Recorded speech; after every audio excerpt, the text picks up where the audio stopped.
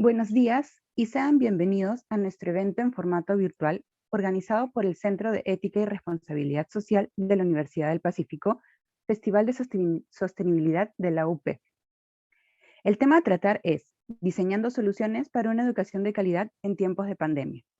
Para el buen desarrollo de la sesión, les solicitamos que mantengan sus cámaras y micrófonos apagados por un tema de conectividad. Las preguntas las podrán ir escribiendo en el chat de esta sesión, las mismas que serán respondidas al finalizar cada una de las presentaciones.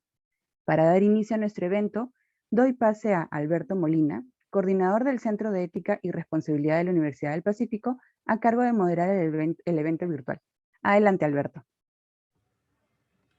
Muy buenos días a todas las personas que nos acompañan, alumnos y alumnas de las diferentes facultades de la Universidad del Pacífico. Es un honor para mí darles a ustedes la bienvenida al simposio Diseñando Soluciones para una educación universitaria de calidad en tiempos de pandemia, ¿no? Como parte de la Acapacha Fest, ¿no? Festival de la Sostenibilidad. Acapacha es un término aymara que significa esta tierra o este mundo, es decir, todo lo que nos rodea. Es el hábitat de los hombres, los animales y las plantas, o sea, la vida misma.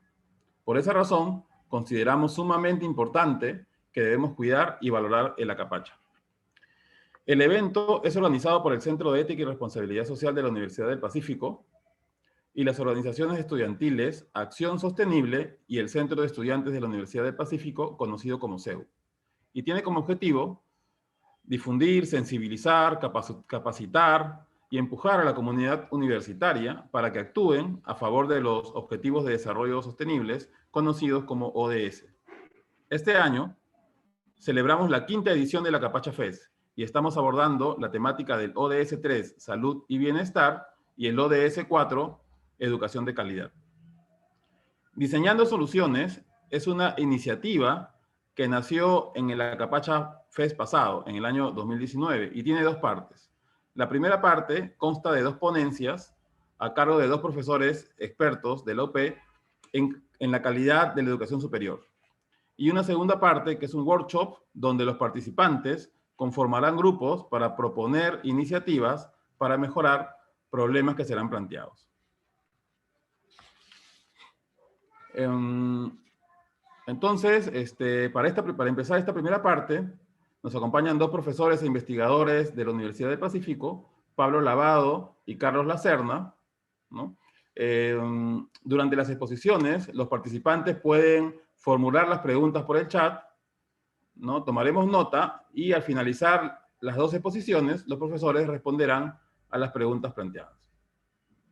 Quienes nos acompañan por Facebook también pueden formular las preguntas por ese medio.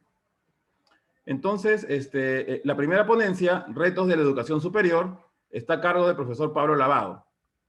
Pablo es profesor asociado del Departamento Académico de Economía de la Universidad del Pacífico e investigador del CIUP, del Centro de Investigación de la Universidad. Es doctor en Economía y máster en Economía y Finanzas por el Centro de Estudios Monetarios y Financieros, CENFI, España, y licenciado en Economía por la Universidad del Pacífico. Actualmente es director de la maestría en Economía. Además, cuenta con experiencia docente en la Escuela de Posgrado de la Universidad del Pacífico en las maestrías en Inversión Social y Gestión Pública. También se ha desempeñado como asociado profesional en el Banco Mundial y como investigador asistente en el Banco de España y en el CENFI. Adelante, por favor, Pablo. Muchas gracias, Alberto. Voy a compartir la presentación.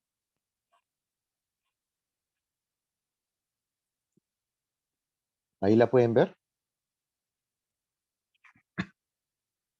Sí, se ve bien. Sí, ya, perfecto. Muy bien. Buenos días a todos y todas que están aquí en la presentación, en este festival que organiza el Centro de Ética y Liderazgo y Responsabilidad Social de la Universidad del Pacífico. A mí me han invitado para hablar sobre cuáles son los retos de la educación superior en el Perú. Y la idea es conversar básicamente teniendo en cuenta cuál es la formación profesional y técnica en todo en el ciclo de vida que nos compete, ¿no? Empezando desde la transición escuela-trabajo, terminando la secundaria, y cómo los que terminan la secundaria entran a trabajar directamente, la educación superior y técnica, cuál es la calidad, cuáles son los retornos, qué información tenemos acerca de qué tan buena es una universidad.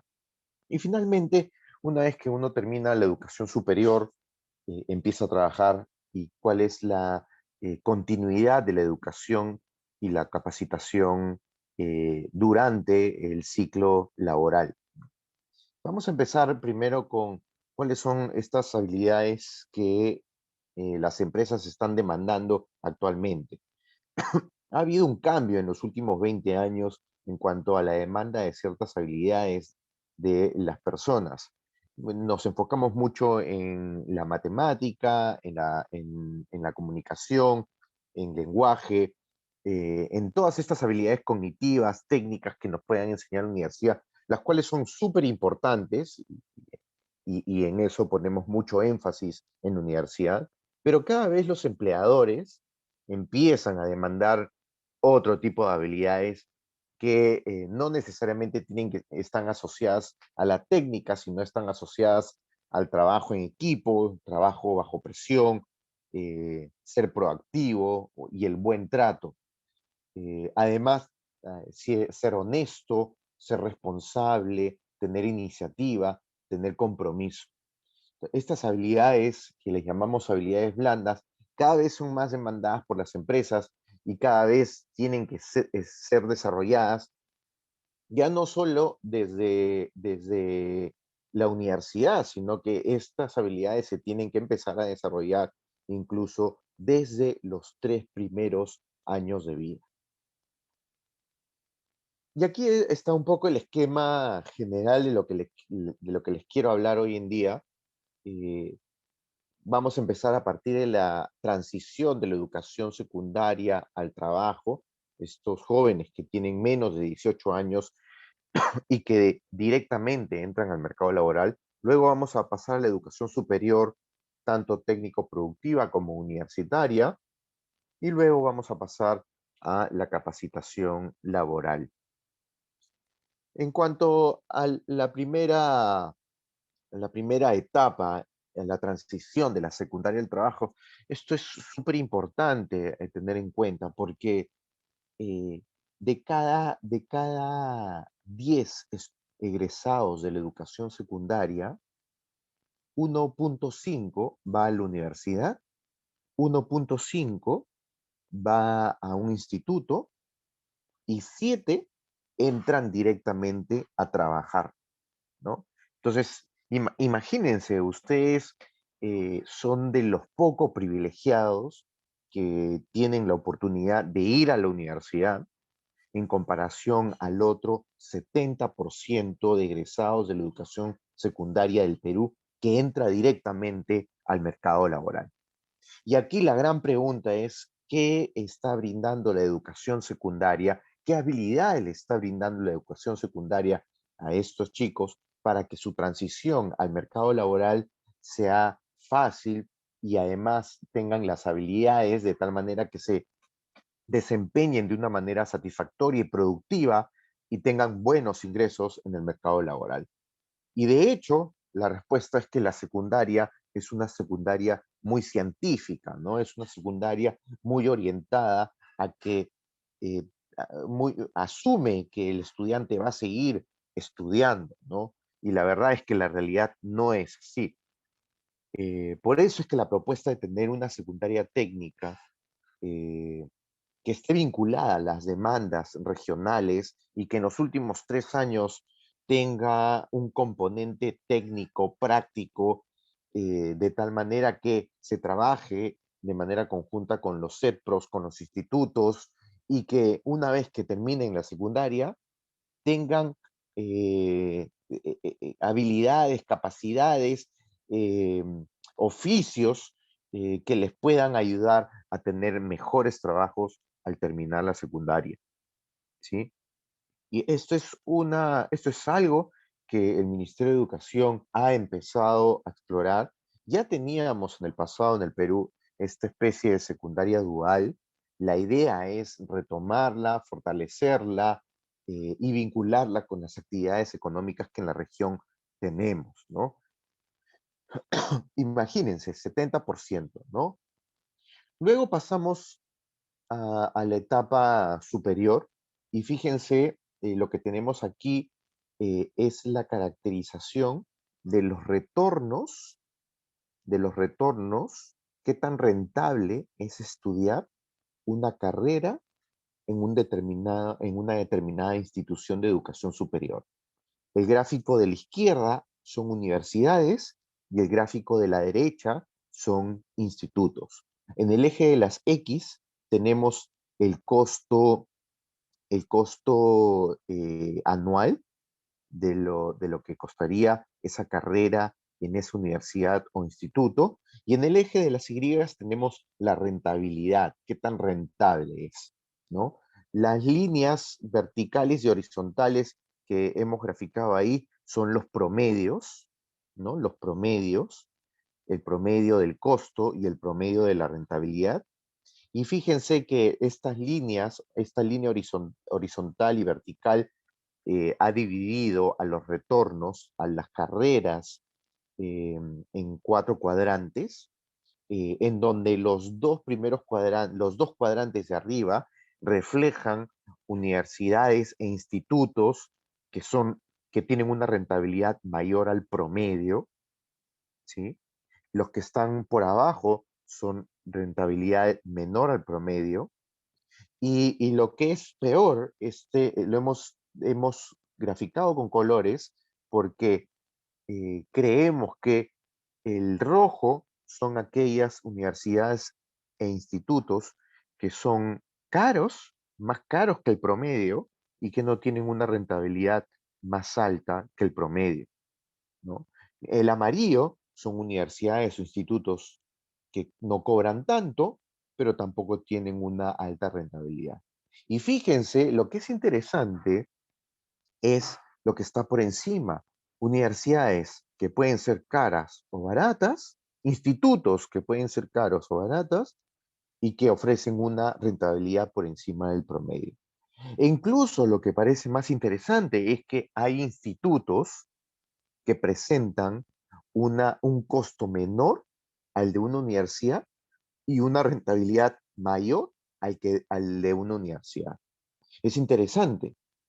¿Y qué significa esto? Significa que una persona que escoge una universidad cara con una rentabilidad por debajo del promedio podría tener un mejor desempeño laboral si escogiera una educación superior técnico-productiva en una institución que le brinde una rentabilidad más alta.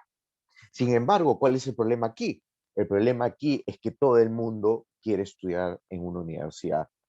El aumento en el número de matriculados en los últimos 20 años ha triplicado el número de matriculados en universidades, cuando en realidad se podría tomar mejores decisiones en función a la información que se tiene de las rentabilidades de la institución, ya sea universitaria o ya sea instituto. Pero hay un aspecto cultural, ¿no? Tenemos que desestigmatizar el hecho de que la educación universitaria es mejor, te da más estatus que una educación técnico-productiva, lo cual no es cierto. Y nos estamos dando cuenta con los datos que estamos presentando aquí. A la vez, estimamos con Gustavo Yamada cuál es el efecto de estudiar en una universidad de alta calidad. ¿Y esto cómo lo hicimos? ¿A propósito de qué lo hicimos? Les cuento un poco la historia. En 1996 se aprueba un decreto legislativo que flexibiliza las reglas para crear universidades y para crear filiales de universidades. Y es a partir del año 2000 que hay una explosión de instituciones, de universidades, en todo el Perú. Esa explosión de universidades en todo el Perú viene acompañada entonces de una mayor demanda por universidades. Y por eso es que en 1996 el número de universitarios era 400.000 y para el año 2010 ya era 1.000.000, para el año 2015 era 1.500.000. Acá en esos 15 años se ha triplicado el número de universitarios, matriculados universitarios, cuando en los anteriores 15 años la cifra de 400.000 se había mantenido. Ahora, ¿cuál es el problema de esto? ¿Es malo per se que hayan más universidades? No es malo per se que hayan más universidades. Pero lo que pasó es que cuando comparamos las calidades de las universidades creadas antes de 1996 con las universidades creadas después de 1996, vemos que en promedio las universidades creadas antes de 1996 tienen una mejor calidad que las universidades creadas después de 1996, ¿en términos de qué? De infraestructura, en términos de profesores a tiempo completo por cada 100 estudiantes, en términos de cuántas publicaciones en revistas indexadas tienen, en términos de cuántas conferencias internacionales asisten sus profesores.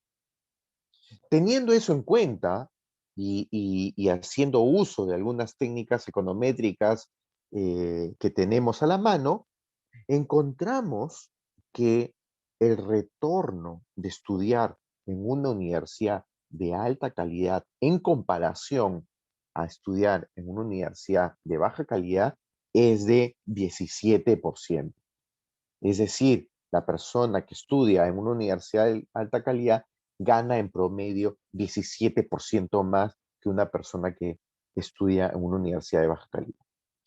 Alguno podría decir, esto es equivalente a casi 2 años de educación, ¿no? Es equivalente a casi 2 años de educación, lo cual tiene mucho sentido cuando veíamos las cifras de la comparación de universidades con institutos. Y el otro dato que tenemos es que eh, eh, del 100% del salario que uno gana, el 60% se debe a las capacidades y habilidades intrínsecas que tiene el alumno al llegar a la universidad, ¿no? Ustedes están acá y ustedes son buenos, y el otro 40% te lo está brindando la universidad, ¿no? La calidad de la universidad, ¿sí? Entonces, estos son los datos que encontramos. Alguno podría decir, Pablo, pero este 17% me parece muy bajo. Y efectivamente, este 17 es bajo, ¿no? Recuerden que estamos comparando universidades de alta calidad con universidades de baja calidad en promedio, en promedio. Lo que sugiere esto es que dentro de cada grupo hay mucha heterogeneidad. Es decir, e incluso dentro del grupo de universidades de alta calidad, hay mucha heterogeneidad en la calidad que se ofrece en las universidades. Ahí hay un papel importante todavía en el que hay que trabajar y que seguramente Carlos va a incidir mucho en esto. Aquí están los datos que les decía. 60% se debe a las habilidades que ustedes ya traen acumuladas de todo lo que ustedes han hecho y han aprendido en los colegios, en sus hogares, y el 40% se debe a la calidad de la universidad. Y finalmente, para terminar, ¿cuáles son los retornos en la tercera etapa, ¿no? Uno ya termina la educación superior, ya sea universitaria o técnica, y empieza a trabajar. Pero nuestra formación no debería terminar cuando termina nuestra educación formal, ya sea que hagamos después un máster o un doctorado. sino que también en el mismo trabajo hay capacitación, hay capacitación. Y en estas capacitaciones, ¿qué tan rentables son?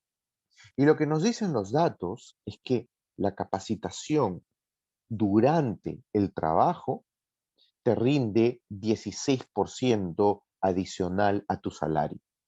Esto es equivalente casi a 1 año y medio adicional de educación, aun cuando la capacitación puede ser de 3 a 6 meses y que puede ser en un ciclo de 3 o 5 años. ¿Se dan cuenta? A pesar de que es una capacitación corta, esa capacitación es sustantiva, importante para el incremento de tu salario. ¿Y por qué esto es sustantivo e importante? Porque va a depender mucho de cuánto es lo que has acumulado hasta ese momento en educación formal, dónde recibes esa capacitación y además, lo que es más importante es que si esa capacitación es recibida en el mismo centro de trabajo en el que estás, la rentabilidad puede llegar a ser incluso cercano al 30%. La capacitación más rentable es aquella capacitación que se brinda en el mismo centro de trabajo y que equivaldría 6 meses de una capacitación en el mismo centro de trabajo, equivaldría a un incremento de un 30% de tu salario. Casi 3 años de educación formal. Impresionante. Por eso es importante que nunca dejemos de capacitarnos. Y esto es un reto también en el Perú, porque en el Perú, como ustedes bien saben, una de las características del mercado laboral es que en promedio el trabajador tiene baja productividad. ¿Y cómo se incrementa la productividad del trabajador, del que ya está trabajando? El incremento de la productividad de la persona que ya está trabajando debe venir vía la capacitación laboral en el mismo centro de trabajo en el que se encuentra. Por supuesto, vinculado a instituciones, institutos, universidades de alta calidad certificados. Entonces, para terminar, ¿cuáles son los mensajes que quiero que se lleven? Los mensajes que quiero que se lleven es que debemos crear y fortalecer una secundaria técnico-productiva. Como ya les dije, 70% de los egresados de la educación secundaria entran directamente a trabajar, no siguen estudios superiores. Por eso es importante este tipo de secundaria que los prepare para el trabajo. El fortalecimiento de los institutos, desestigmatizar la educación técnica. La educación técnica es tan importante, incluso hasta puede ser más rentable que estudiar en una universidad.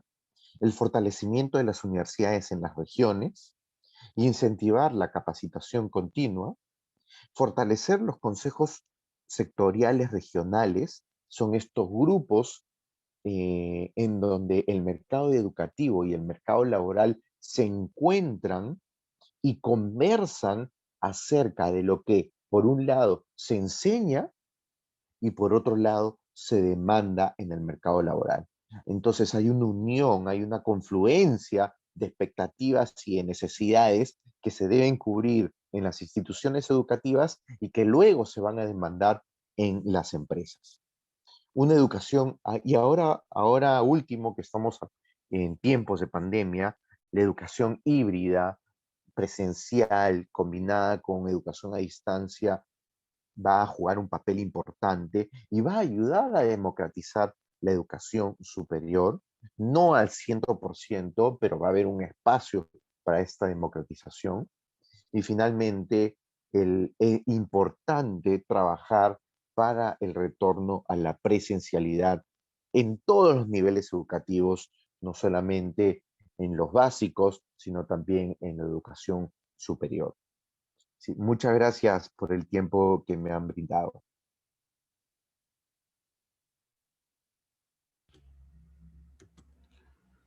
Ok, muchas gracias, Pablo, por tu exposición. muy interesante esa relación entre calidad y rentabilidad en la educación superior, ¿no? Además, el tema de la capacitación profesional en el rendimiento del salario, ¿no? Me quedo con esa frase, la capacitación más rentable es lo que se brinda en el mismo centro de trabajo, ¿no? Es un tema que creo que hay que tomar en cuenta. Bueno, a continuación, nuestra segunda exposición, aseguramiento de la calidad en la educación universitaria, diagnósticos y desafíos, está a cargo del profesor Carlos Lacerna. Carlos es profesor asociado del Departamento Académico de Economía de la Universidad del Pacífico, es magíster en Sociología por la Pontificia Universidad Católica del Perú y magíster en Educación con mención en Docencia e Investigación en Educación Superior por la Universidad Peruana Cayetano Heredia. Su licenciatura y bachillerato en Economía los obtuvo en la Universidad del Pacífico y también es egresado de la carrera técnica de Negocios Internacionales de ADEX. Es diplomado en Gestión de la Calidad de la Educación Superior por el Consorcio de Universidades y el Centro Interuniversitario de Desarrollo de Chile y tiene una segunda especialidad en Docencia Universitaria por la Universidad Peruana Cayetano Heredia. Se ha responsabilizado de la sistematización y evaluación de diversos programas y proyectos productivos. Sus investigaciones y publicaciones abarcan los campos de la educación universitaria, la microeconomía, la macroeconomía, las políticas de salud y la problemática ambiental. Actualmente se desempeña como profesor de economía en el pregrado de la Universidad del Pacífico. Regularmente ofrece talleres de didáctica de la educación superior y de diseño curricular por competencias dirigidos a profesores y autoridades universitarias de carreras vinculadas al campo económico empresarial. Ha sido consultor de la Organización de las Naciones Unidas para la Agricultura y la Alimentación, FAO, del programa AMARES de la Unión Europea, de la Cooperación Alemana al Desarrollo, GTZ, del Fondo de Cooperación Hispano-Peruano, FONCHIP, del Instituto Peruano de Economía, IPE, de Fondoempleo, entre otras instituciones locales e internacionales. Además, ha sido director de acreditación y calidad de la Universidad del Pacífico. Adelante, Carlos. Muchas gracias. ¿Se escucha bien? Sí, se escucha muy bien. Perfecto. ¿Y están pudiendo observar mi presentación? Sí, también. ¿Sí? Genial. Sí, Carlos. Muy amable, gracias. Yo lo que voy a hacer es básicamente dividir estos 20 minutos en dos partes. Una parte asociada a diagnóstico, que en algunos momentos va a reforzar algunas ideas que ya ha planteado Pablo. Y la segunda parte asociada a los mecanismos de aseguramiento de la calidad que existen en este momento, y sobre la base de ello plantear algunos retos o desafíos para el aseguramiento de la calidad de la educación superior, con énfasis en la educación universitaria, ¿no? Sobre la cual vamos a entender un poco más por qué el énfasis está en este sector donde ha habido una especie de desborde en los últimos prácticamente 25 años, ¿no? Entonces, para comenzar, y seguramente esto va a también ilustrar algunas ideas que Pablo ha planteado, o sea, lo primero que hay que reconocer es que una educación universitaria de calidad, ¿no? Y acá la palabra calidad es una palabra baúl, tiene un montón de significados, ¿no? Pero se entiende calidad como el cumplimiento de lo que uno ofrece y de las expectativas que desata.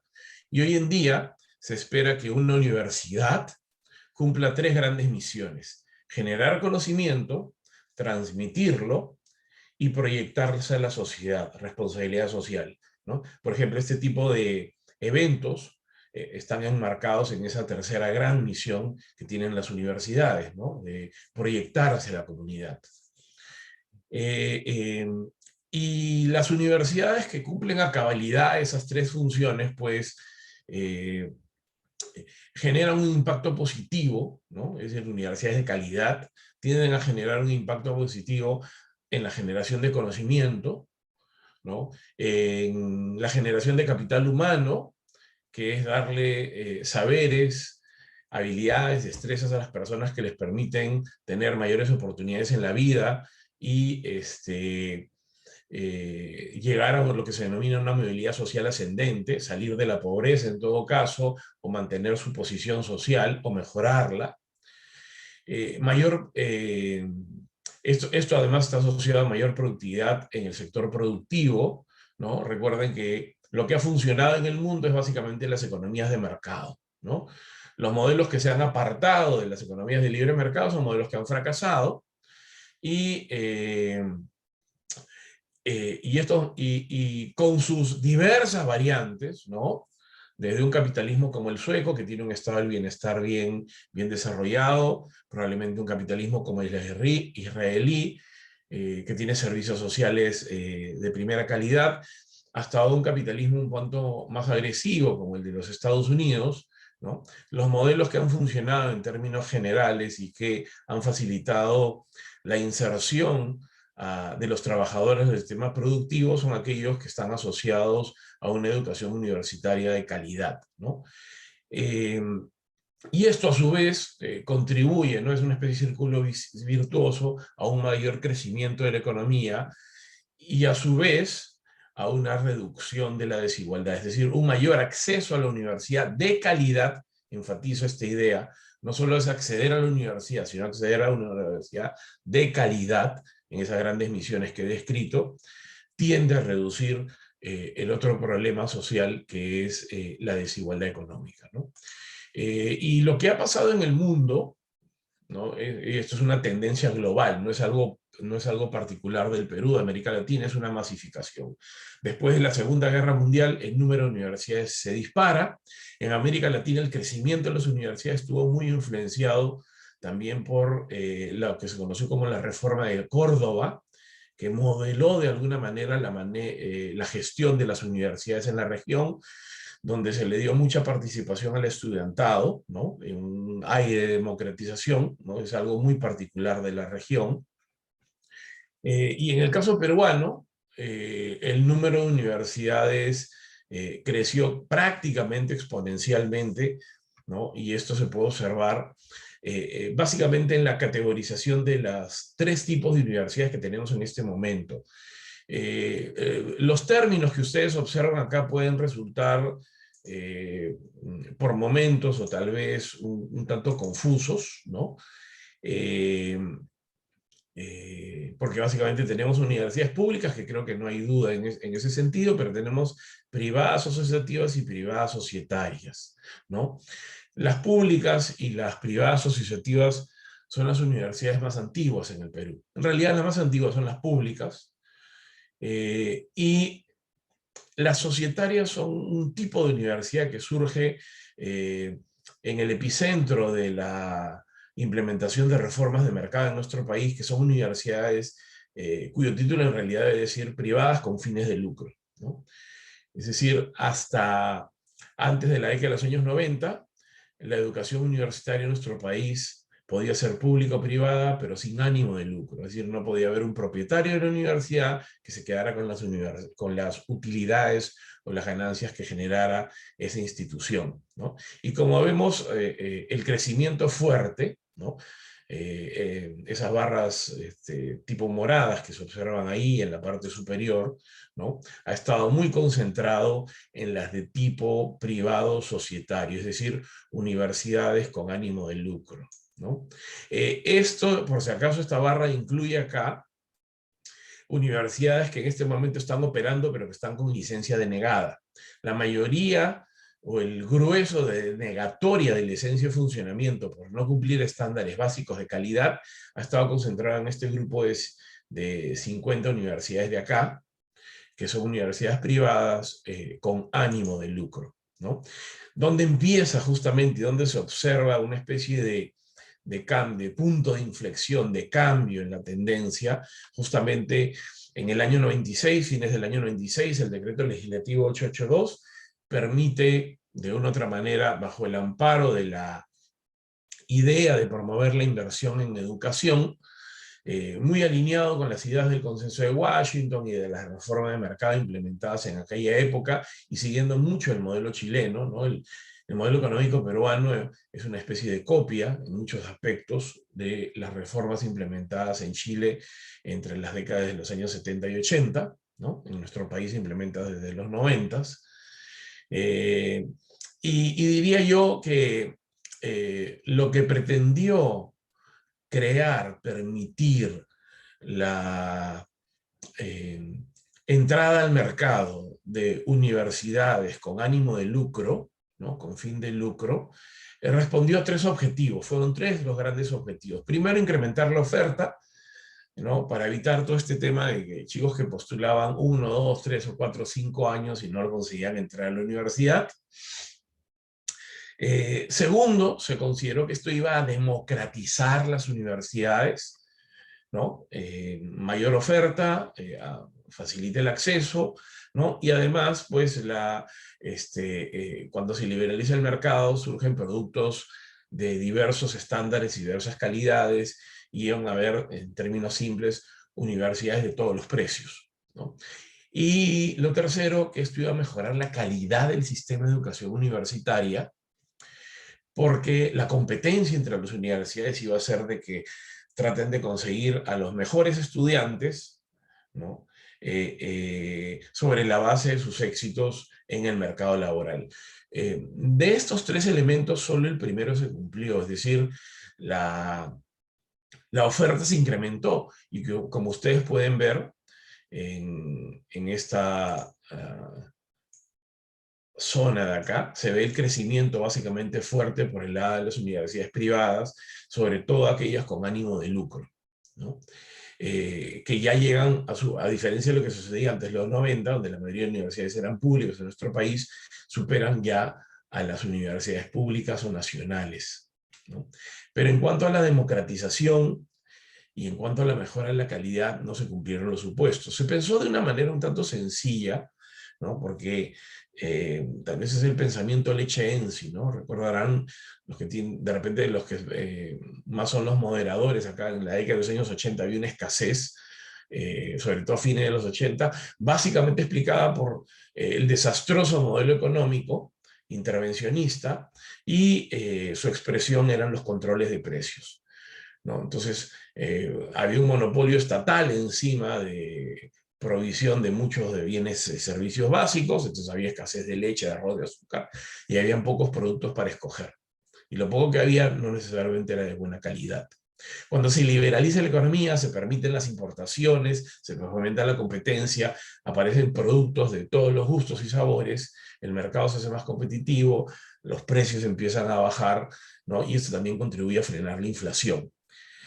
Se pensó que ese tipo de razonamiento, esa competencia que llega a tratar de estar ofreciendo un producto cada vez de mejor calidad, iba a llegar a este ámbito si es que simplemente se liberalizaba el mercado universitario y se permitía el ánimo del lucro.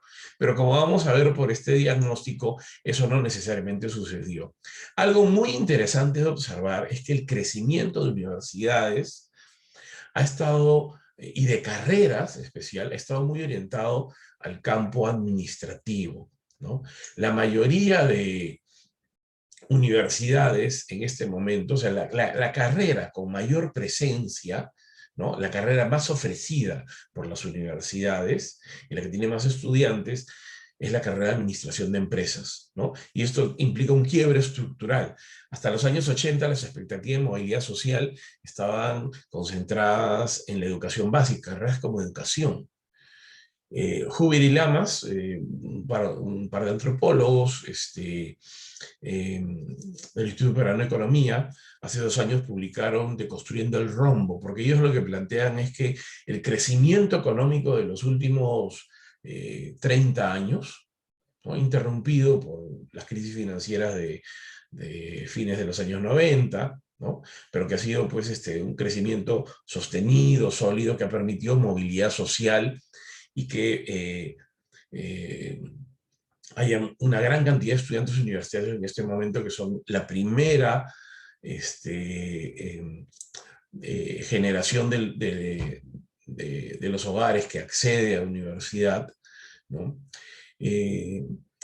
Tiene que ver muchísimo con el cambio estructural de la economía. Es decir, la economía peruana ya no es una pirámide social, donde hay una especie de grupo privilegiado, una base de clase media, intermedia y una base de sectores populares, sino una especie de rombo, una clase media fortalecida, emergente, que ha apostado ya no por carreras como la de educación, sino por el emprendedurismo. Entonces, es interesante notar que las carreras vinculadas al ámbito económico, al ámbito empresarial, son las que han empezado a jalar a una mayor cantidad de personas, estudiantes, y llamar la atención de sus familias, siempre con el ánimo de la movilidad social ascendente, ¿no? Salir de la pobreza o mejorar la posición social. Y esto, bueno, es esta idea de ir a la universidad y buscar una carrera que te dé oportunidades, está respaldado por toda la investigación que se hace en el mundo. Estos son datos de nuestra encuesta permanente de empleo. He tomado referencialmente solo algunos de los años que corresponden a los años de los cuales estoy presentando la mayoría parte de estadísticas, muchas de las cuales corresponden al informe bienal que elabora la Superintendencia Nacional de Educación Universitaria de nuestro país.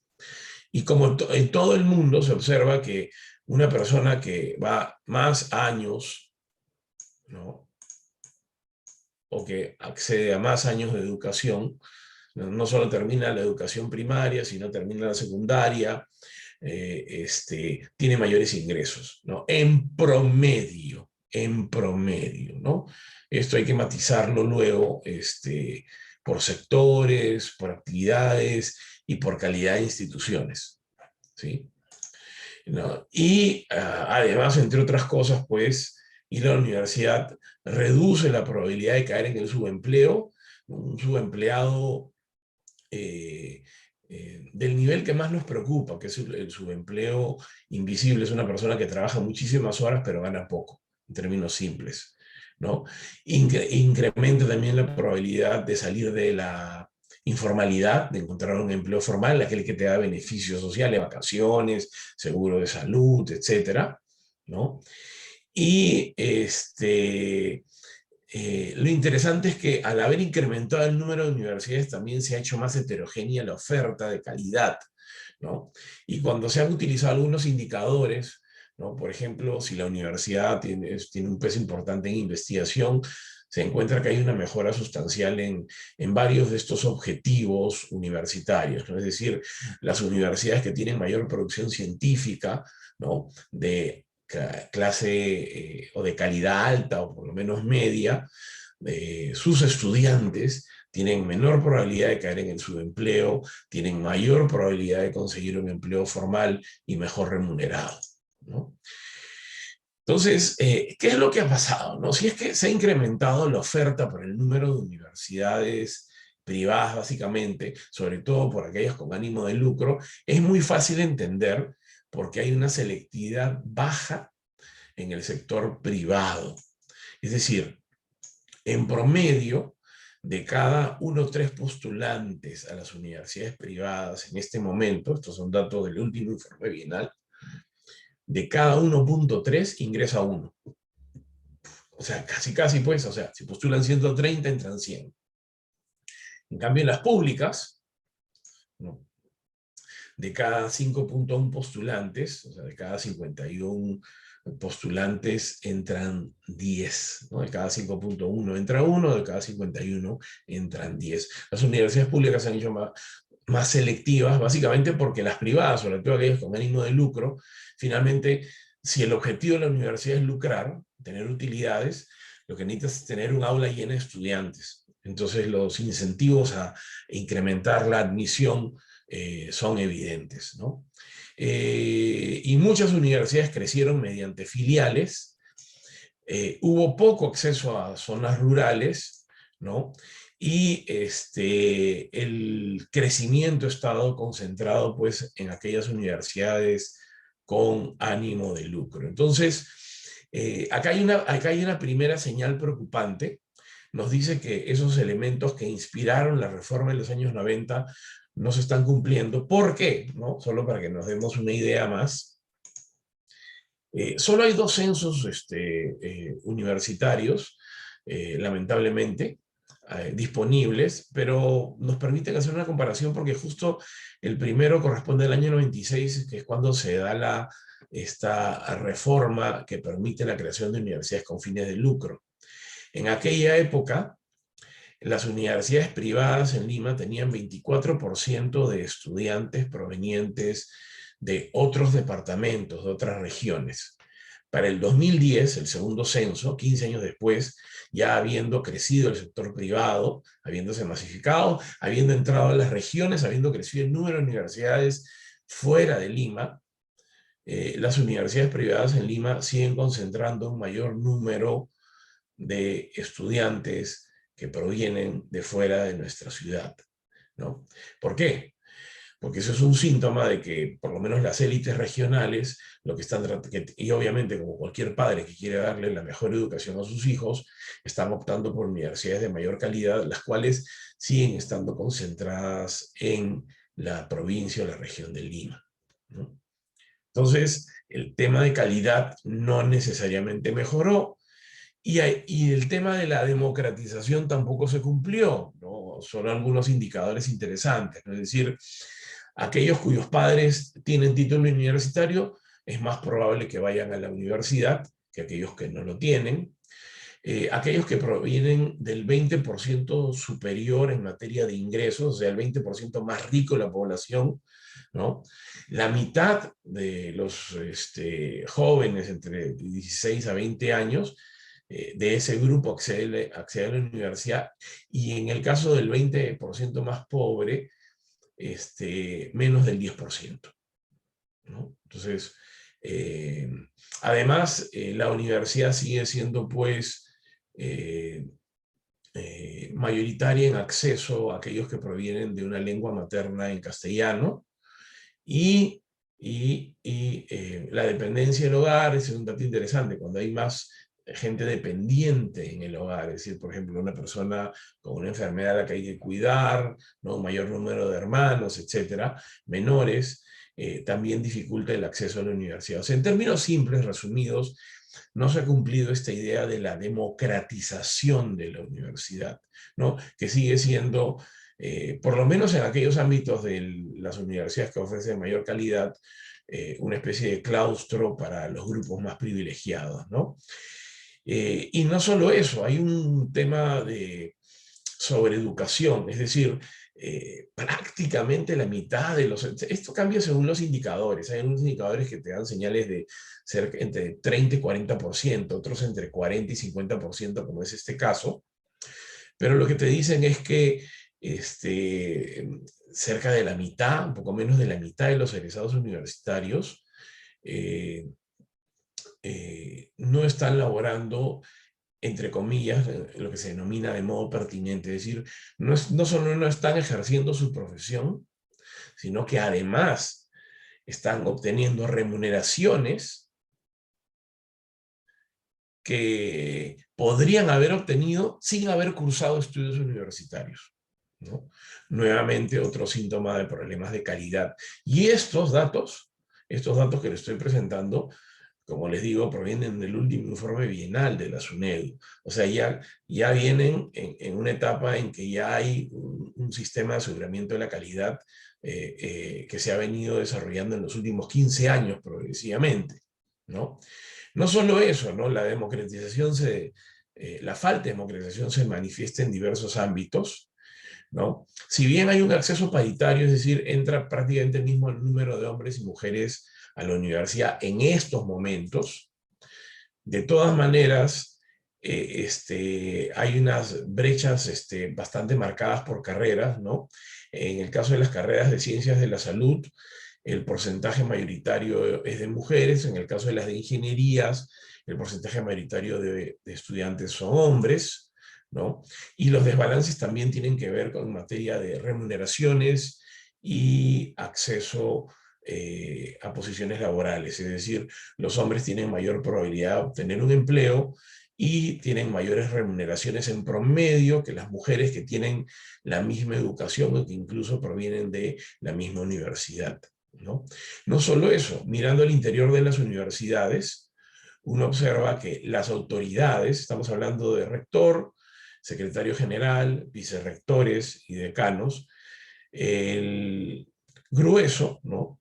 Cerca del 70 y tantos % está concentrado en hombres, ¿no? Y cerca del 20% en el caso de mujeres, ¿sí? Y esta división también se nota pues por facultades, ¿no? Y no voy a entrar mucho al detalle, pero lo importante, incluso por investigadoras, ¿no?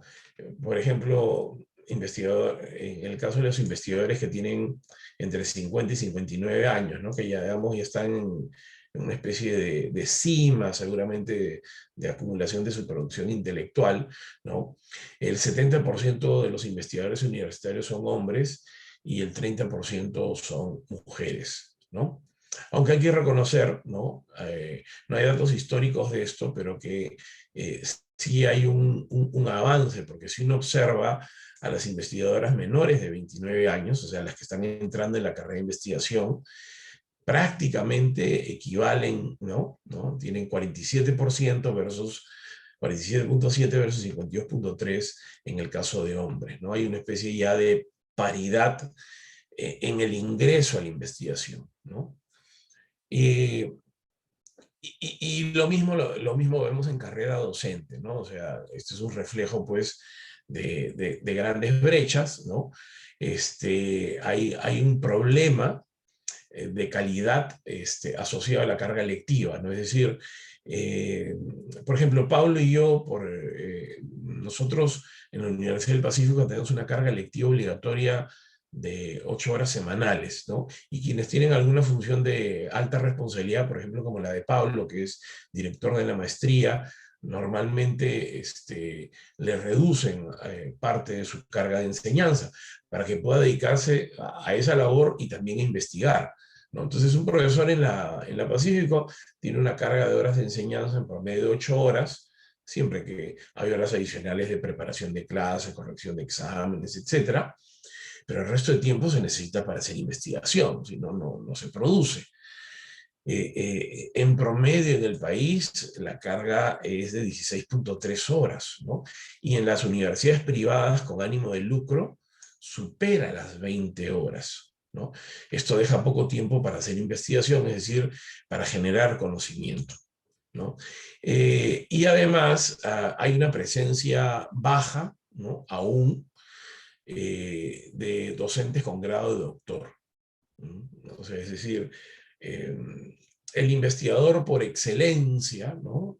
Y esto es una reversión que se da en nuestro país siguiendo tendencias mundiales, ¿no? Porque hasta hace 20 o 30 años, pues tú podías tener grandes investigadores que básicamente habían alcanzado grado de maestría, a lo sumo, pero hoy en día, pues, la investigación requiere de un cuerpo de doctores consolidado y proveniente de universidades de altos estándares de calidad, ¿no?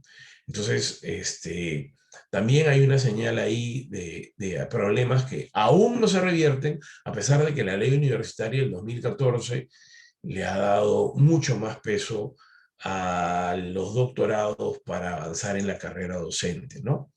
Y una señal de que estas reformas de los años 90 que liberalizaron el mercado, no necesariamente impactaron en materia de calidad es que hay varias maneras de construir rankings de lo que es investigación universitaria. Incluso la SUNEDO ha hecho hace poco varios rankings, estoy tomando uno de ellos, pero lo curioso es que las 5 universidades con mayor producción intelectual y de mayor impacto, todas son sin fines de lucro, ¿no? Ya sea privadas o asociativas, por ejemplo, la Cayetano Heredia, ¿no? o la Universidad Católica, o universidades públicas como San Marcos. Entonces, no necesariamente, ¿no? No necesariamente el ánimo de lucro se concilia con los objetivos de investigación universitaria. No voy a entrar mucho al detalle sobre lo que es el tema de investigación, porque un poco es el resultado de estos bajos ratios de profesionales que están produciendo intelectualmente, que además está concentrado en Lima, sobre todo, ¿no? Donde hay más producción intelectual es en Lima, ¿no? Lima, pues, o sea, tiene el 30%, 30 y tantos por ciento de la población del país, pero genera cerca del 50% del PBI en nuestro país, ¿no? Y algo equivalente sucede a nivel de investigación universitaria, ¿no? Entonces,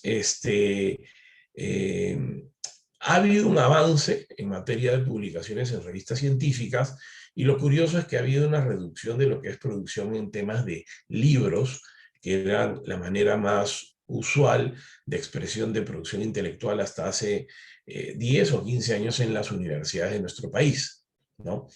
En todo ese contexto, ¿no? En todo este contexto donde ya pues 10 años después de la reforma ya se sentía que el sistema estaba desbordando, que no se estaba democratizando, que la calidad no estaba mejorando, que las universidades de altos estándares de calidad seguían siendo las mejores universidades y que las privadas con ánimo de lucro no necesariamente las desplazaron, es que empiezan a desarrollarse mecanismos de aseguramiento de la calidad. Los más populares, ¿no?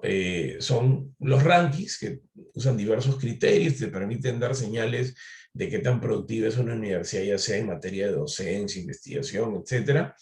Y los sistemas de acreditación y de licenciamiento. Normalmente, y acá quiero poner un poco de orden, antes de eso quería preguntarle a Alberto cuántos minutos me quedan o si ya me pasé, simplemente para en esta parte que es un poco descriptiva del sistema, ver cuánto le puedo dedicar para ir justamente, si no, a la carnecita, que son las recomendaciones. Alberto, Carlos, sí, yo creo que ya vamos a la carnecita, nos faltan unos 3 o 4 minutos. perfecto, dame 5 minutos y cierro. Entonces, Okay. en el mundo, ¿no? No voy a entrar a toda la historia del asunto, pero básicamente hay dos maneras de aseguramiento de la calidad, ¿no? Y estos nombres cambian de país en país en el caso de lo que es el Perú, licenciamiento. Licenciamiento es autorización de funcionamiento, y lo que te exige es estándares básicos. Si vas a tener una carrera de ingeniería, que tengas un laboratorio, por ejemplo.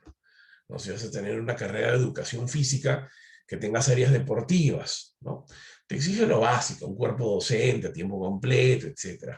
Que tengas libros en la biblioteca, pero no mide la calidad de los libros y si los estudiantes lo leen. Y las acreditaciones, que certifican pues estándares de calidad más elevados, ¿no? Y que en los últimos años le han empezado a dar más peso en el mundo, no en la región, a lo que es investigación, ¿no? O sea, docentes con grado de doctores que publican en revistas científicas.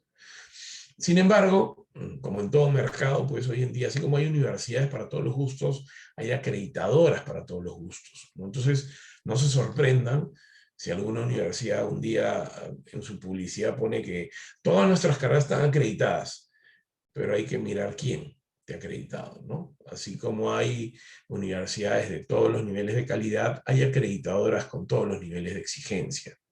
Pero es lo que hay en este momento, ¿no? De esta manera un poco se hacen los seguimientos del aseguramiento de la calidad.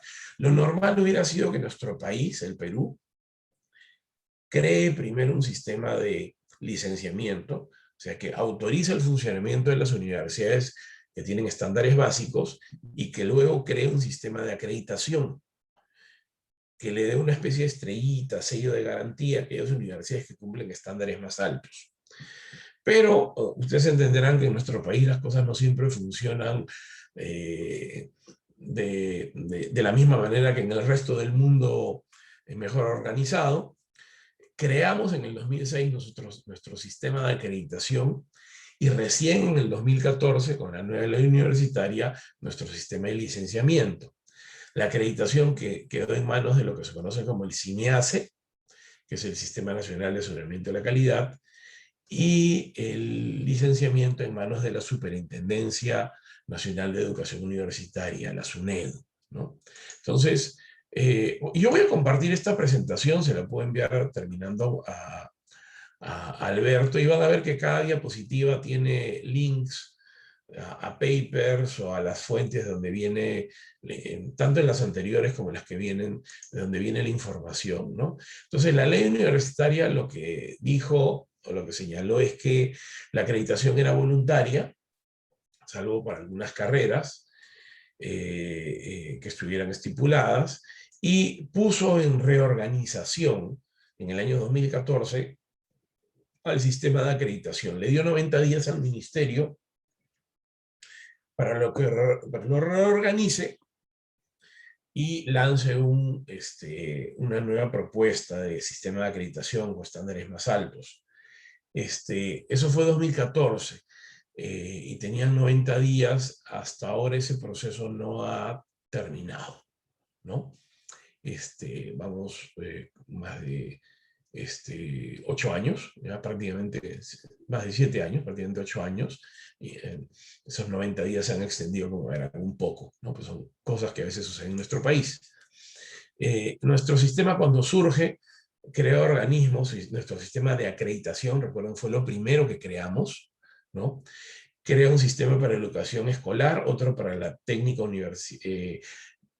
superior técnica y otro para la universitaria. El que está más activo es el de la universitaria, y básicamente el proceso de acreditación lo que hace es hacer una autoevaluación sobre la base de estándares que pone la entidad acreditadora, que tiene además un conjunto de pares que se supone que son especialistas, que luego de que tú te has autoevaluado, has dicho qué estándares estás cumpliendo, cuáles están en proceso y cuáles te faltan, van y te evalúan, y en función de la situación en que encuentran en tu universidad, te dan o no la estrellita, ¿no? Te dan o no te dan la acreditación, ¿no? Así funciona en todo el mundo este sistema, ¿no? Tal vez la debilidad principal está en el sistema de los pares, ¿no? Es decir, aquellos evaluadores externos, ¿no? Porque mucho va a depender de quién sea el que te evalúe. Y empieza pues a operar nuestro sistema de acreditación. La primera universidad acreditada fue la Cayetano Heredia, pero lo que hicieron ellos no fue acreditarse con nuestro sistema, sino que ellos ya estaban acreditados con el sistema colombiano, ¿no? Por voluntad propia, querían mostrar estándares altos.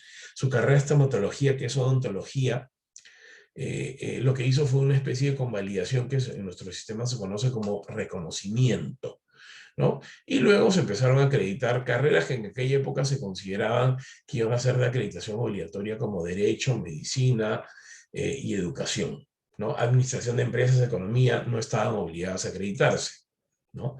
Y en este momento tenemos 260 programas acreditados, o sea, 260 carreras acreditadas, ¿no?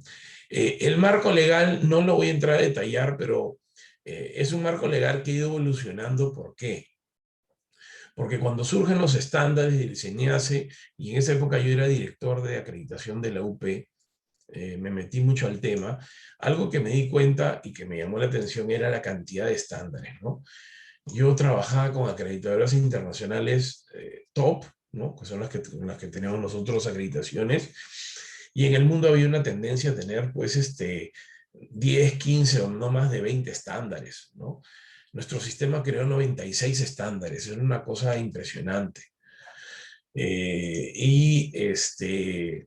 Algunos estándares eran lo que nosotros denominamos indicadores, ¿no? Y otros me parecían sumamente cuestionables, ¿no?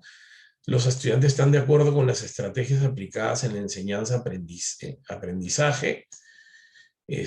La carga lectiva del estudiante dura el normal desarrollo de sus actividades universitarias. Bueno, eso va en contra de una universidad exigente, ¿no? Donde el estudiante tiene que estudiar mucho, ¿no? Los estudiantes están satisfechos con el sistema de evaluación. O sea, yo por lo que leo en las redes sociales de ustedes, los alumnos nunca están satisfechos, ¿no?, con el sistema de evaluación, ¿no? En fin, ¿no? Habían muchas cosas que pulir y se fueron puliendo, ¿no? Una de las que más me llamó la atención era el poco peso que le dieron a la internacionalización, cuando el crecimiento económico en los últimos años ha tenido que ver básicamente con la reintegración del Perú al mundo, ¿no? Hasta los años 80 nosotros teníamos una economía muy parecida en aspectos a la venezolana, o incluso a la cubana, ¿no? Empresas públicas, controles de precios, intervención del Estado, cosas que fueron un fracaso y estábamos aislados del mundo globalizado, ¿no?, del capitalismo mundial. Recién los nuevos estándares de 2016 empiezan a introducir exigencias de internacionalización. ¿A qué quiero ir con todo esto? Que nuestro proceso es un poco lento, ¿no? Y finalmente, recuerden que tenemos dos entidades en este momento: la SUNEDU, que certifica estándares básicos, y el CINEACE, que debería certificar estándares altos a nivel de carreras. Pero el CINEACE, ¿no?, que se supone que está en reorganización, le dieron 90 días en el año 2014 y hasta ahora no termina de reorganización, ha lanzado modelos para acreditar ya no solamente programas, carreras, sino universidades. Y un poco ahí empiezan a haber cruces con las funciones de la SUNEDU, ¿no? La mejor expresión de ello es que en Iberoamérica existe un sistema de aseguramiento de la calidad, donde todas las entidades que dan certificación y aseguramiento de la calidad oficialmente reconocidas por sus estados, están afiliadas, ¿no?, de América del Sur, Centroamérica, y España y Portugal. Lo raro es que, claro, en todos los países aparece un solo organismo. En el Perú aparecen dos, ¿no? Y eso ya te da una señal de que nuestro sistema todavía está medio en pañales, tomando forma, ¿no? Y la SUNEDU ha lanzado también un sistema de licenciamiento más elevado, curiosamente, que se cruza mucho con esta propuesta que acaba de... ¿no? Hay un modelo de renovación de licencia que es bastante más exigente, que se cruza con la propuesta de acreditación, que todavía está a nivel de propuesta y discusión. Entonces, como ven, tenemos mucho que reorganizar del sistema. Hay un tema que quería observar, ¿no? En los medios de prensa, recordarán que en los últimos años se han cerrado varias universidades que tienen un par de años para seguir operando, titular a los chicos de último año y al resto derivarlos. Si ustedes observan con cuidado, estos son datos de la SUNEDU, la mayoría que tienen, ¿no?, o el grueso de universidades que tienen licencia denegada han sido de tipo societarios, ¿no? Es decir, universidades con ánimo de lucro. Ustedes en sus cursos básicos de economía deben haber escuchado de las fallas de mercado, ¿no?, las externalidades, los bienes públicos. En realidad el mercado es el mecanismo más eficiente para asignar recursos, esto comprobado. Pero eso no significa que sea perfecto y que haya situaciones donde no necesariamente deba dejarse libre y totalmente desregulado, ¿no? La mayoría de universidades, el grueso que no cumplía estándares no elevados, básicos de calidad, justamente han sido aquellas que tenían ánimo de lucro, ¿no? Las universidades públicas denegadas han sido una minoría, y aquellas privadas sin fines de lucro, digamos que básicamente un 25% ha tenido una denegatoria de licencias, ¿no? Se dijo que cerca de 200.000 estudiantes iban a quedarse sin estudiar, pero las cifras no muestran eso, ¿no? En realidad, muchos se han trasladado, ¿no? Ya cuando empezaron las denegatorias ha habido una pequeña caída en el caso de las universidades privadas. Por ejemplo, del 2018 al 19 perdieron cerca de 16.000 alumnos, poquísimo, y las públicas perdieron un poco más, ¿no? Sin embargo, no es que pues se haya dejado sin educación universitaria centenares de miles, porque han habido mecanismos que han permitido la migración de sus estudiantes a otras universidades, ¿no? Esquemas de incentivos bien planteados. Mis dos últimas diapositivas, acá cierro y los dejo, que son más o algunas reflexiones personales a la luz de esta información que, como verán, en parte es propia y algunos cuadros que yo mismo he elaborado, pero mucho lo he tomado de información oficial proveniente ya sea del CINEACE o del informe bienal de la SUNEDU, que tiene un informe muy reciente y muy detallado, ¿no? Pero primero que creo que hoy en día un eslabón importante para garantizar la movilidad social, ¿no? Y para reconocer los méritos es el sistema universitario. Loren Rivera tiene un trabajo clásico denominado Pedigrí. Hace un estudio muy detallado de la manera a través de la cual las firmas de Nueva York más exigentes, las consultoras, los bufetes de abogados, los centros de consultoría, de investigación, escogen a su personal, ¿no? Y lo interesante, narra en este texto, que es un trabajo académico muy bien elaborado, ¿no? Basado en evidencia empírica, en observación de los procesos de reclutamiento de estas entidades. Como parte del texto narra la experiencia de una madre de familia de Manhattan, relativamente adinerada la señora, que demandó, ¿no? legalmente al centro de educación inicial, o sea, al nido al cual iba su hija. ¿Por qué? Porque aseguraba de que el nido, el centro de educación inicial, no había cumplido su función y no la había preparado adecuadamente, no había preparado adecuadamente a su hija para ser admitida a una escuela primaria de élite, ¿no? Una escuela de prestigio. Y el hecho de haber sido rechazada en esa escuela de prestigio le iba a impedir acceder a una educación secundaria en un boarding school o en una escuela de élite. Y al no acceder a una educación secundaria de calidad, ¿no? exigente, ¿no? de élite, eso le iba a impedir ingresar a una universidad de élite y esto a su vez le iba a impedir insertarse y tener mayores oportunidades en el mercado laboral, ¿no? Esto tiene que ver mucho con lo que dice Pablo, ¿no? Que la acumulación, o sea, el proceso de generación de aprendizajes, de competencias, es una cadena muy larga donde hoy en día hay muchos eslabones, pero el eslabón de inserción al mercado laboral es la educación universitaria.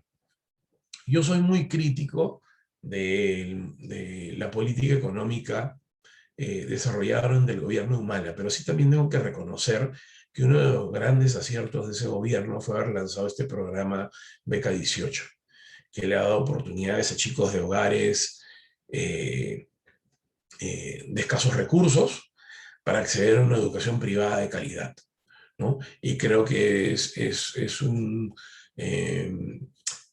mecanismo meritorio que debería extenderse, ¿no? Fortalecerse, no es perfecto. Hay que mejorar los sistemas, por ejemplo, de nivelación de conocimientos.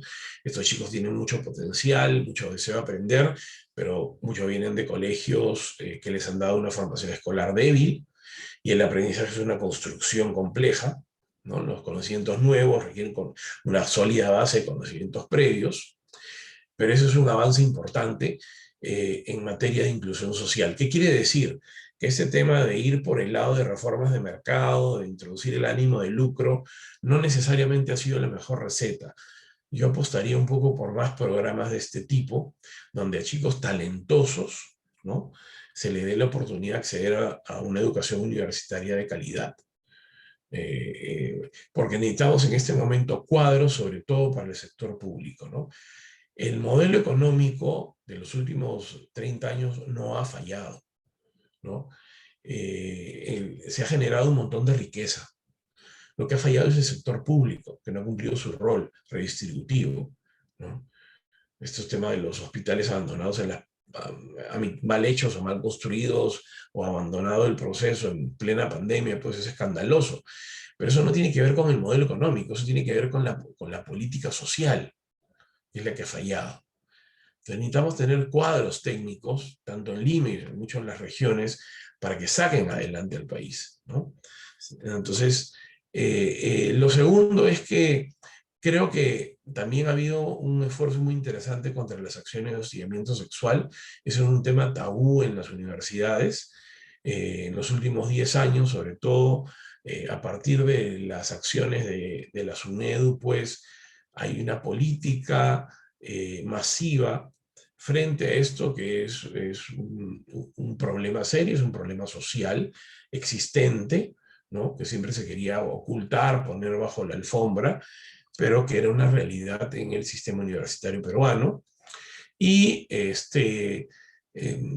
más allá de comentar estos avances, algunas conclusiones y propuestas. Primero, no solamente hay que regular, sino hay que mirar rendimiento diferido, ¿no? El rendimiento inmediato es aquel que ustedes obtienen cuando un profesor les toma un examen y les pone una nota.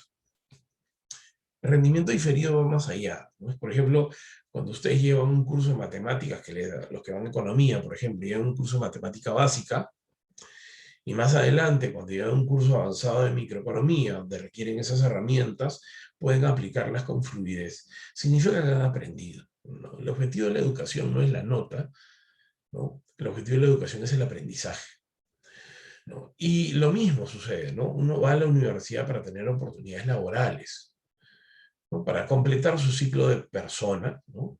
De personalidad, para hacerse profesional, pero también con expectativas de oportunidades, ¿no? Y creo que este portal Porta en Carrera es muy interesante y es un indicador de calidad que no está siendo muy aprovechado, ¿no? Lo suficientemente aprovechado. Ahí sí tenemos que escuchar al mercado, ¿no? Claro, tú no puedes comparar una carrera de economía, ¿no? Con una de filosofía, ¿no? Por un tema de mercado, la carrera de economía en promedio va a tener mayores remuneraciones que la de filosofía. Pero sí puedes mirar de los que egresan de las diferentes universidades que ofrecen carreras de economía, quienes tienen problemas de inserción en el mercado laboral, quienes tienen bajas remuneraciones, quienes están subempleados y quienes están en el otro lado, quienes tienen buena remuneración, etcétera, para mirar qué es lo que hacen esas universidades que consiguen ese tipo de inserciones exitosas. Lo segundo es que nuestro sistema de calidad es necesario que esté más articulado. Ahora, y esto es una opinión personal, ¿no? Yo que mismo que sí, estaba encargado de acreditaciones, pero yo como política pública fortalecería y le daría sostenibilidad más a la SUNEDU que el CINEASE. Lo que hay que garantizar en primer lugar son estándares básicos. Y eso implica tener una burocracia eficiente. Es decir, yo creo que lo que hay que hacer es convertir a la SUNEDU en una especie de banco central de reserva. SUNEDU ha cumplido un rol importante, ¿no? En nuestro país, pero hay que darle sostenibilidad. Eso implica darle autonomía, ¿no? Que el presidente no pueda ser removido por el ministerio, por ejemplo, que los procesos de selección de personal sean como los del Banco Central de Reserva. Aprendamos de las experiencias exitosas, ¿no? O sea, ¿por qué nuestra política monetaria ha funcionado en promedio tan bien, ¿no? Y comparado con otros países de la región y del mundo? Básicamente porque el Banco Central de Reserva absorbe a la élite o a una élite académica y profesional de egresados de economía. Tiene un sistema de admisión, postulan miles para entrar a este curso y de ese curso quedan los 5, 6 o 7, 8 primeros, estos famosos cursos de verano, y esos son funcionarios que no solo tienen una buena remuneración, sino líneas de carrera, ¿no? Pablo hablaba de la remuneración, de la capacitación del centro de trabajo, tienen capacitación permanente y además le financian posgrados en universidades de primer nivel. Esto genera pues una burocracia eficiente que cumple objetivos, que contribuye al desarrollo nacional. Hay que aprender de esas experiencias, ¿no? Entonces hay que darle sostenibilidad a la SUNEDU. Yo priorizaría como política pública, más que el sistema de acreditación, a la sostenibilidad de la superintendencia. Lo tercero es que hay que garantizar de que nuestro sistema desarrolla habilidades metacognitivas. Esto es algo de lo que hablaba Pablo también, con otros términos, pero en el fondo es lo mismo. La metacognición es aprender a aprender, ¿no? Y eso es lo que ustedes, ¿no?, que son estudiantes, van a necesitar el resto de su vida. Miren, cuando yo estudié econometría en la universidad me enseñaron con un software que ya no se utiliza. Y cuando he hecho mis posgrados y he tenido que aprender nuevos softwares, he tenido que aprender, pues así de simple, ¿no? Yo enseñaba presencialmente y de la nada me dicen, oye, ahora te vas a enseñar con plataformas virtuales, clases. He tenido que aprender a manejar las plataformas, he tenido que aprender a preparar mis clases para hacerlas en este formato. No he ido a una universidad a sacar un título para hacerlo. He tenido que aprender por cuenta propia. Las habilidades metacognitivas requieren dos cosas, ¿no? Primero, entender tu manera de aprender, y sobre la base de eso desarrollar una estrategia de aprendizaje. Para hacerlo ilustrativo, yo uso un ejemplo que es simpático. Hay una película que se llama The Terminal, con Tom Hanks. Está basada en una historia real. Y el personaje principal es Víctor Navrosky, un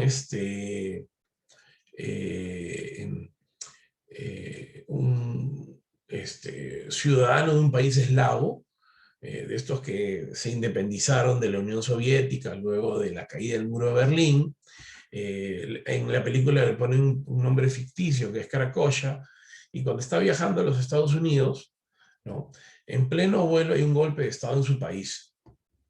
Entonces, según las normas internacionales, dado que el gobierno que dio el golpe de Estado, ¿no?, implementado por el golpe de Estado, no tenía reconocimiento internacional, su pasaporte pierde validez. ¿Qué significa? Que la visa que tenía en su pasaporte ya no vale y no puede ingresar a los Estados Unidos.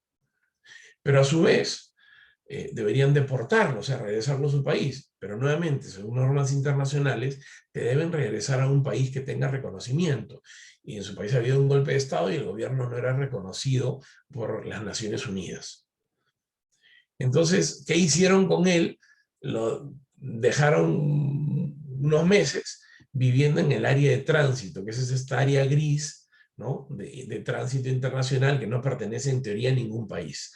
No, ahí vivía, no hablaba inglés, pero se dio cuenta que debía comunicarse. Entonces, ¿qué hizo? Se fue a una de estas e-books, librerías que están en el aeropuerto, en la zona comercial, en la zona de tránsito, donde además uno tiene los duty free normalmente, y compró una guía turística de Nueva York en inglés, y la misma guía, traducida a su idioma, que era un idioma eslavo, ¿no?, seguramente una versión del ruso o del krakoyano, que sería su idioma.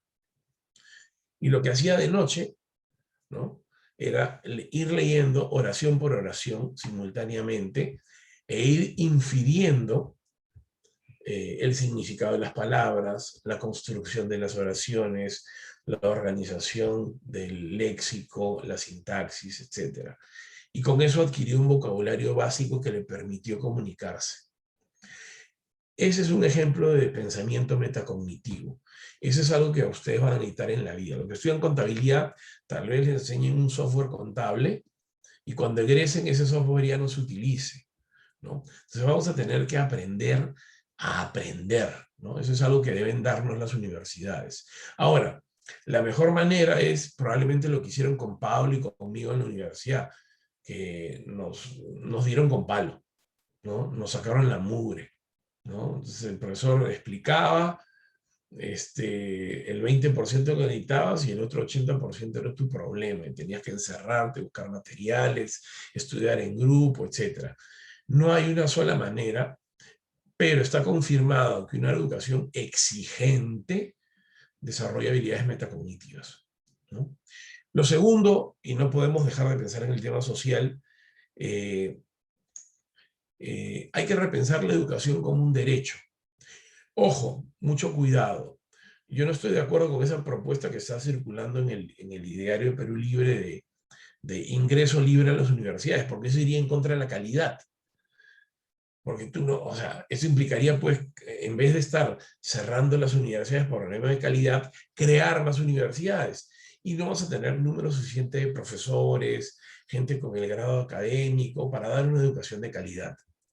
Pero lo que sí debemos hacer es buscar mecanismos, y hoy en día la tecnología lo permite, por este tema de las clases virtuales, etcétera,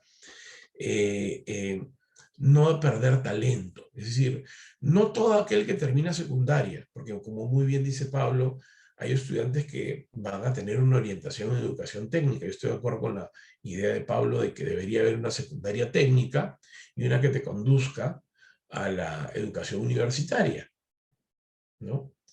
Y que haya posibilidades de migrar de una a otra si te das cuenta de que tu vocación va por otro lado en pleno proceso.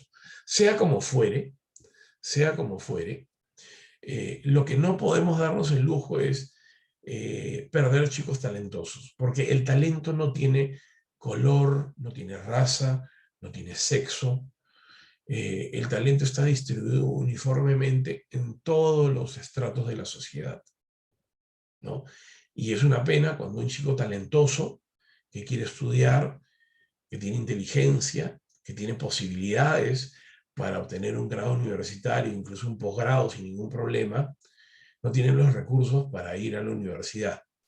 Ahí estamos pensando económicamente en una externalidad positiva que se está perdiendo, ¿no? Entonces sí hay que pensar la manera de estos mecanismos tipo beca 18 ampliarlos más, de modo tal que no todo egresado de la educación escolar, pero sí todo aquel que tenga potencial, pero no los recursos suficientes, pueda acceder a una educación superior técnica o universitaria, ¿no? Y todos estos esfuerzos de aseguramiento de la calidad que están muy avanzados en educación universitaria, y llevarlos a la educación técnica. Y finalmente, yo creo que hay que repensar el rol de los colegios profesionales. Yo no sé el caso de Pablo, pero por ejemplo yo no estoy colegiado porque la colegiatura no me da ningún valor añadido. Y los colegios profesionales permanentemente están tratando de conseguir de que aparezcan leyes que obliguen a que los egresados de las carreras tengan que estar afiliados a su colegio profesional para ejercer. Eso me parece, pues, que atenta contra el derecho al trabajo. Y si una universidad tiene condiciones básicas de calidad y además tiene una acreditación que certifique estándares altos, ¿para qué necesito estar colegiado? ¿No? Claro. Nada impide que haya, como en nuestro sistema, existe un colegio médico, pero existe una federación médica.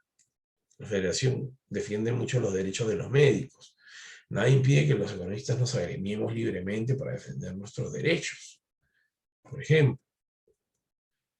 Pero libremente, no como una obligación que generalmente genera monopolios y no da valor. Yo siempre escucho quejas de colegas abogados, ¿no?, que me dicen que se colegian, ¿no?, tienen que pagar, hacen un curso de un tallercito que no les da mucho valor añadido, unas normas éticas, podrían leerse un manual o ver el video, y tienen que ir pagando su colegiatura, parece que anualmente, para ejercer su profesión.